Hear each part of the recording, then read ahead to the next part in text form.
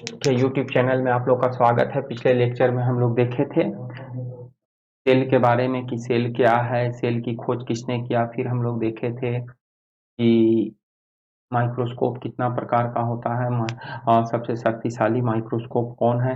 आज हम लोग जा रहे हैं कंपोनेंट ऑफ सेल देखेंगे ना। आज से पहले हम लोग जाएंगे किसमें, सेल मेम्ब्रेन में ना। सेल मेम्ब्रेन में जाएंगे। सेल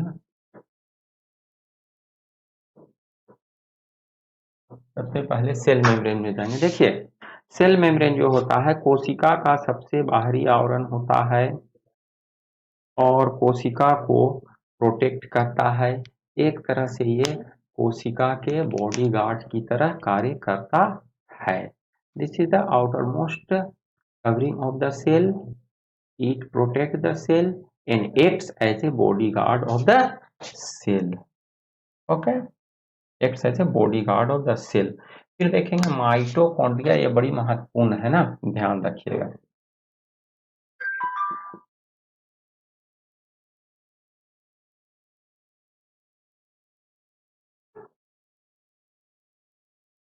माइटोकॉन्ड्रिया पर ध्यान दीजिएगा। माइटोकॉन्ड्रिया बहुत इंपॉर्टेंट टॉपिक है। माइटोकॉन्ड्रिया की खोज कोलिकर ने किया है ना।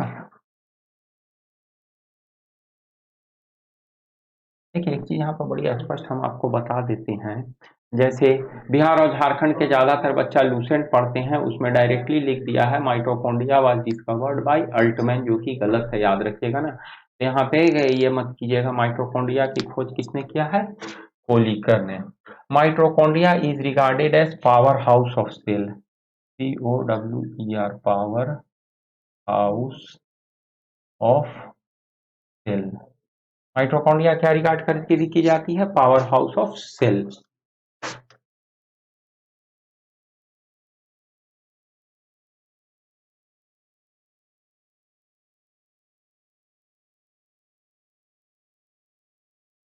माइटोकॉन्ड्रिया को क्या बोलते हैं, पावर हाउस ऑफ सेल, कोशिका का ऊर्जा गिरी।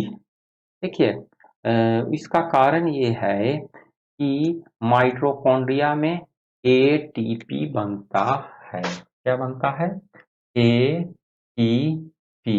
ATP का फुल फॉर्म क्या है, एडिनोसिन ट्राइफॉस्फेट। और इसी से हम लोग को कार्य करने की क्षमता और ऊर्जा मिलती है। इसी से हम लोगों को कार्य करने की क्षमता और ऊर्जा मिलती है। ATP माइटोकॉन्ड्रिया से क्या बनता है, माइटोकॉन्ड्रिया में क्या बनता है, ATP। और इसी ATP से हमें कार्य करने की क्षमता और ऊर्जा मिलती है। तो माइटोकॉन्ड्रिया की खोज कोलिकर ने किया है। माइटोकॉन्ड्रिया को पावर हाउस ऑफ सेल कहा जाता है क्योंकि माइटोकॉन्ड्रिया में ATP का निर्माण होता है। इसी ATP से हमें कार्य करने की क्षमता और ऊर्जा प्राप्त होती है। तो कोई भी चीज खाते हैं, कोई भी भोजन करते हैं, चाहे भात खाएं, चाहे दाल खाएं, चाहे पुआल खाएं, चाहे लात भी खाएं, एक ही चीज वह है, वो भी खाने में आ जाता है। तो 3 कैटेगरी में गिरता है, कार्बोहाइड्रेट, प्रोटीन और फैट। मानव शरीर को भोजन को पचाने में 6 से 8 घंटा का टाइम लगता है। उसके बाद ये किस में बदल जाता है, ग्लूकोज में, C6H12O6। और ग्लूकोज में बदलने के 10 मिनट के बाद वो ATP में बदलता है। और इसी ATP से हमें कार्य करने की क्षमता और ऊर्जा मिलती है। 1 molecule of glucose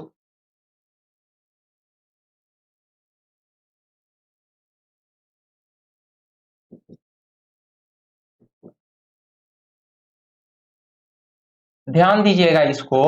1 molecule of glucose on complete oxidation gives 32 ATP।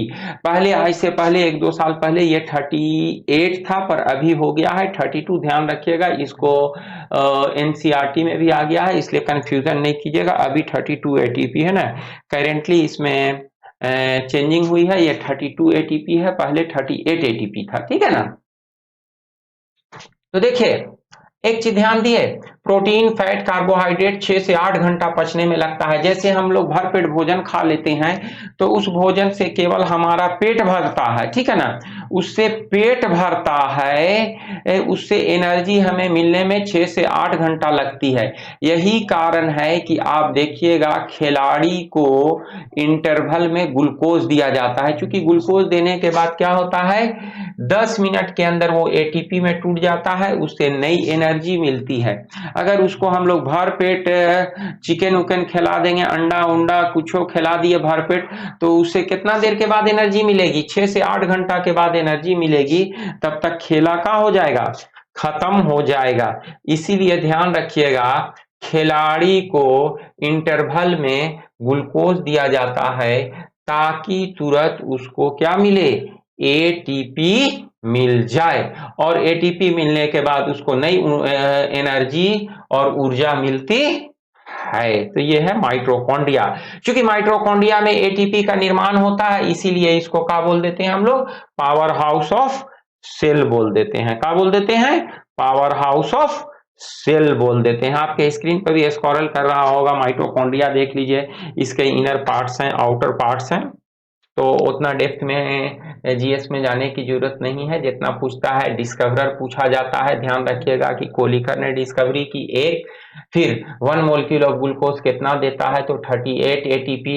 ATP का फुल फॉर्म पूछता है, तो एटीपी का फुल फॉर्म हम लोग देखो, एडिनोसिन ट्राई फॉस्फेट। कोशिका का पावर हाउस कौन, mitochondria. Understand, mitochondria. From GS point of view से इतनी ही चीजें जाती हैं। राइबोसोम की खोज जीई प्लैडा ने की थी ना, GEPALADE।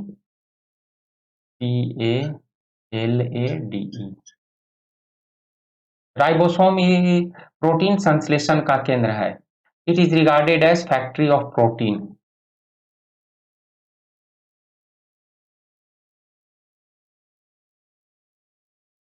राइबोसोम को क्या बोलते हैं हम लोग, फैक्ट्री ऑफ प्रोटीन। राइबोसोम क्या बोला जाता है, प्रोटीन संश्लेषण का केंद्र।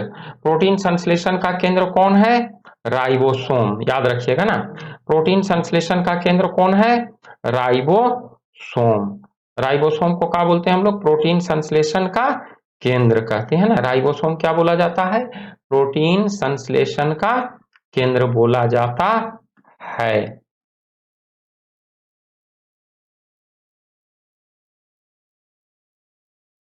देखिए प्रोकार्योटिक सेल में, प्रोकार्योटिक सेल में ये 70 स्ट्रैंड्स का होता है, एस स्ट्रैंड्स, और यूकार्योटिक में ये 80 स्ट्रैंड्स का होता है। याद रहेगा ना, प्रोकार्योटिक सेल जो होती है राइबोसोम की, तो प्रोकार्योटिक सेल ये 70s होता है, और यूकार्योटिक में ये 80 स्ट्रैंड्स का होता है, 80 स्ट्रैंड्स का होता है, ठीक है। प्रोकार्योटिक में कितना, 70, और यूकार्योटिक में ये कितना, 80s का होता है। और यहाँ पर प्रोटीन और आरएनए का भी संश्लेषण होता है, ध्यान रखिएगा ना, आरएनए ना, तो इसको दोनों को एक साथ हम लोग याद रखेंगे, प्रोटीन प्लस आरएनए। तो राइबोसोम जो है प्रोटीन और आरएनए के संश्लेषण का केंद्र होता है। एक चीज को ध्यान रखिएगा, ये चीज ना, यही चीज एग्जाम में जनरली पूछता है, राइबोसोम में क्या बनता है, या प्रोटीन या आरएनए संश्लेषण कहाँ होता है, तो ये कहाँ है, राइबोसोम। तो राइबोसोम में प्रोटीन और आरएनए संश्लेषण होता है, इसीलिए इसको प्रोटीन और आरएनए संश्लेषण का केंद्र कहा जाता है। क्लियर। नेक्स्ट हम लोग देखते हैं,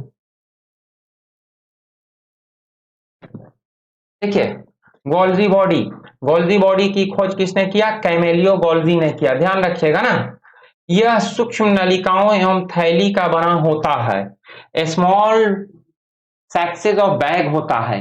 तो गोल्जी बॉडी क्या होता है, सूक्ष्म नलिकाओं का समूह एवं थैली का बना होता है। इंटरसेल्यूलर डाइजेशन यानी अंतः कोशिका पाचन इसी में होता है ना, ध्यान रखिएगा।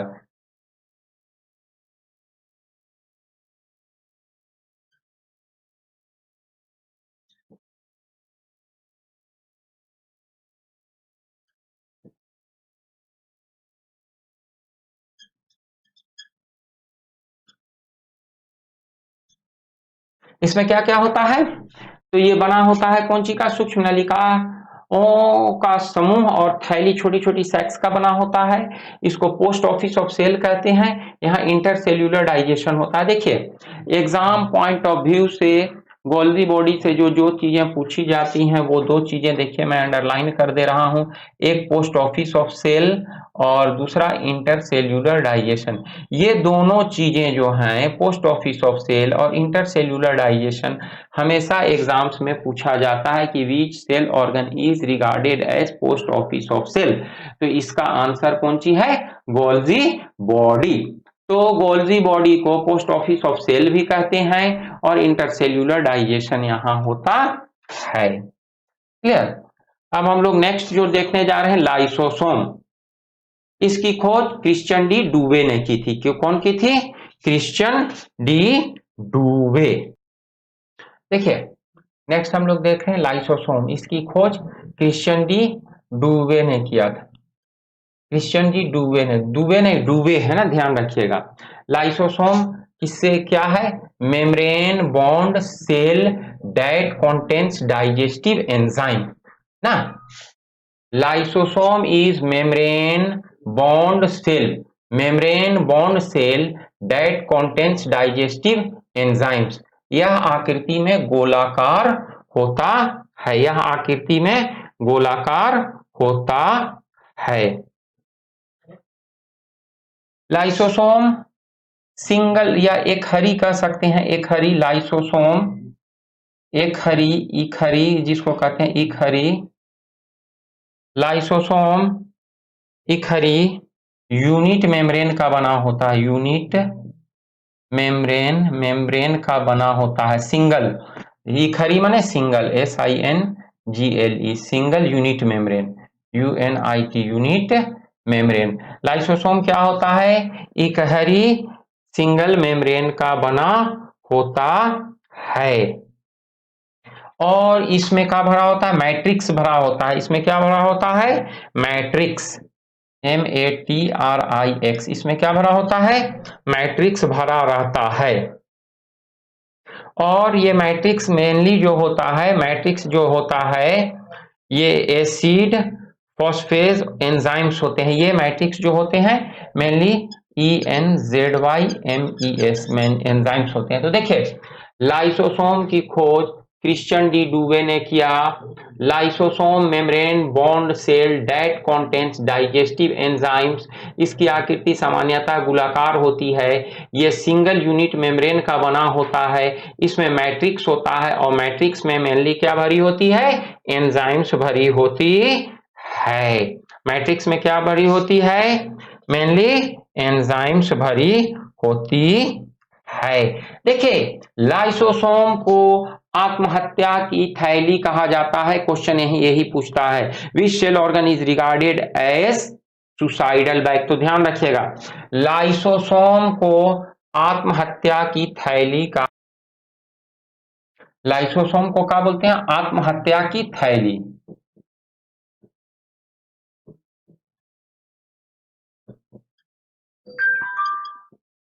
ध्यान रखिएगा ना, लाइसोसोम को क्या बोलते हैं, आत्महत्या की थैली। इसको इंपॉर्टेंट है, बहुत इंपॉर्टेंट है, ये यही पूछता है कि which of the cell organelles is regarded as suicidal bag. Suicidal bag, आत्महत्या की थैली किसको कहते हैं, लाइसोसोम को कहा जाता है।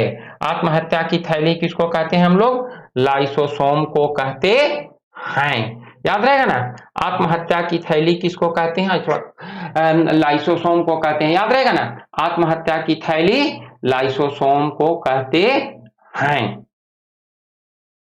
अब थोड़ा सा हम लोग क्वेश्चन आंसर सेशन में चलते हैं, 2-4-5 क्वेश्चन इससे संबंधित कर लेते हैं। जैसे पहला क्वेश्चन हम लोग देख रहे हैं, माइटोकॉन्ड्रिया की खोज किसने की। मैंने स्पष्ट आपको बताया कि माइटोकॉन्ड्रिया की खोज कोलिकर ने की है और माइटोकॉन्ड्रिया को कोशिका का ऊर्जागिरी कहते हैं। माइटोकॉन्ड्रिया को क्या बोलते हैं, कोशिका का ऊर्जागिरी कहते हैं। नेक्स्ट क्वेश्चन है, निम्नलिखित में किसे सेल का पावर हाउस माना जाता है। अभी तुरंत देखें, सेल का पावर हाउस माइटोकॉन्ड्रिया को कहा जाता है क्योंकि माइटोकॉन्ड्रिया में क्या मिलता है, एटीपी का निर्माण होता है, उसी एटीपी से हमें कार्य करने की क्षमता और ऊर्जा मिलती है, जबकि गोल्गी बॉडी नहीं, लाइसोसोम नहीं। ध्यान दीजिएगा ना। किस मानव अंग को आत्महत्या है, किस अंग को ऐसे करेंगे, which organ is regarded as suicidal bag. देखिए अभी तुरंत हम लोग बोर्ड पर भी फ्लैश हो रहा है, लाइसोसोम को आत्महत्या की थैली कहा जाता है। लाइसोसोम को क्या बोलते हैं, आत्महत्या की थैली कहा जाता है।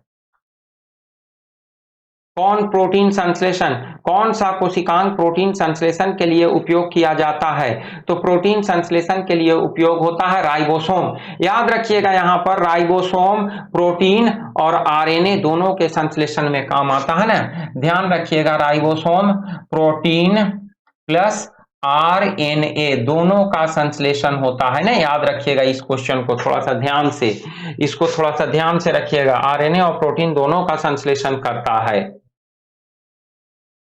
1 molecule of glucose on complete oxidation gives, ध्यान रखिएगा, एक molecule glucose on complete oxidation 32 ATP देता है, 32 एटीपी देता है। पहले एक आध साल पुरानी, 2 साल पुरानी किताब पढ़िएगा तो 38 एटीपी है ना, ध्यान रखिएगा। अभी जो है 32 हो गया है, इसको एकदम अच्छा से ध्यान रखिएगा ना, अच्छा से ध्यान रखिएगा, गड़बड़ाइएगा नहीं, ठीक है ना। इसको अच्छा से ध्यान रखिएगा कि 1 molecule of glucose 32 एटीपी देता है। 1 molecule of glucose on complete oxidation कितना एटीपी, 32 एटीपी, 32 एटीपी। देखिए यहां से क्वेश्चन का पैटर्न बहुत हार्ड नहीं रहता है। जैसे कौन सी कोशिका का ऊर्जा गृह क्या कहा जाता है, कोशिका का पोस्ट ऑफिस कौन है, आत्महत्या की थैली कौन है, तो क्या कहते हैं 1 molecule of glucose on complete oxidation कितना देता है एटीपी। फिर पूछ देता है कि एक खिलाड़ी को इंटरवल में हम लोग ग्लूकोज क्यों देते हैं। तो यहाँ से जो पूछने वाले क्वेश्चंस हैं बहुत सिंपल होते हैं। देखो जीएस बेस्ड क्वेश्चन ऐसे होते हैं कि सिंपल आपको जीएस पॉइंट ऑफ व्यू से देखना पड़ेगा, न कि आपको एक बायोलॉजी पॉइंट ऑफ व्यू से जाना होता है ना। तो हम लोग देखें कि ग्लूकोज इसलिए जरूरी है, खिलाड़ियों को दिया जाता है क्योंकि ग्लूकोज 10 मिनट के अंदर किसमें टूट के चला जाता है, एटीपी में चला जाता है। ग्लूकोज किसमें टूट जाता है, 10 मिनट के अंदर एटीपी में टूट के बिखर जाता है, और एटीपी में टूटने के बाद उससे तुरंत हम लोग को क्या मिलती है, ऊष्मा और ऊर्जा मिलती है, और 10 मिनट के अंदर एक नया जीवन खिलाड़ी को मिल जाता है ना। ध्यान रखिएगा, अगर भरपेट खिला देंगे तो नहीं होगा। और थोड़ा सा एक आध दो चीज और यहाँ पे ध्यान रखिएगा, जैसे हम लोग देख लेते हैं प्रोटोप्लाज्म जीव द्रव्य, प्रोटोप्लाज्म जिसको हिंदी में बोलते हैं जीव द्रव्य, जीव द्रव्य ना प्रोटोप्लाज्म, ध्यान रहेगा ना। प्रोटोप्लाज्म, प्रोटोप्लाज्म को जीवन का भौतिक आधार या फिजिकल बेसिस ऑफ लाइफ कहा जाता है।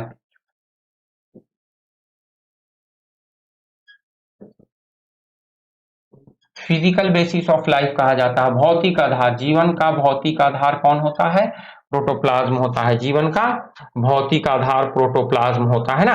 और protoplasm come from pre existing protoplasm, जैसे हम लोग देखे थे ना cell come from pre existing cell, उसी तरह से protoplasm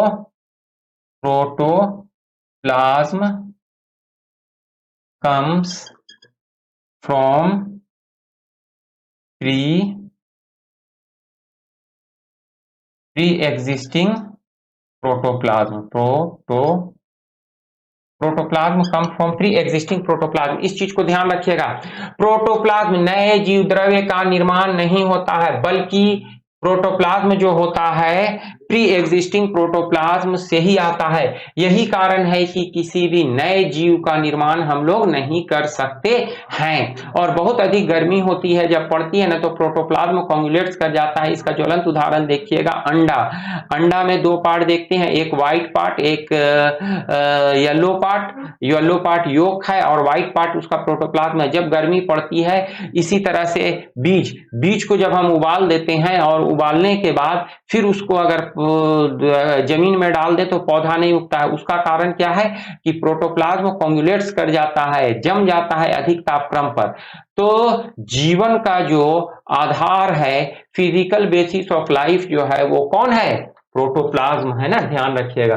physical basis of life कौन है? प्रोटोप्लाज्म है। और प्रोटोप्लाज्म कहां से आता है? प्री एग्जिस्टिंग प्रोटोप्लाज्म से आता है। नया प्रोटोप्लाज्म हम लोग नहीं बना सकते हैं। यही कारण है कि अभी तक हम लोग कोई नए जीव का निर्माण नहीं कर सके हैं, ध्यान रखिएगा ना। और एक चीज और ध्यान दीजिएगा, क्वेश्चन यहाँ पे पूछ चुका है कई बार, प्रोटोप्लाज्म का 99% भाग क्या होता है? तो प्रोटोप्लाज्म में ज्यादातर पार्ट जो होता है, याद रखिएगा, वो पानी होता है। लगभग 80% भाग जल होता है ना। प्रोटोप्लाज्म का लगभग 80% भाग का है जल है। प्रोटोप्लाज्म में मोस्टली पार्ट का है जल है। और प्रोटोप्लाज्म क्या है? जीवन का भौतिक आधार होता है।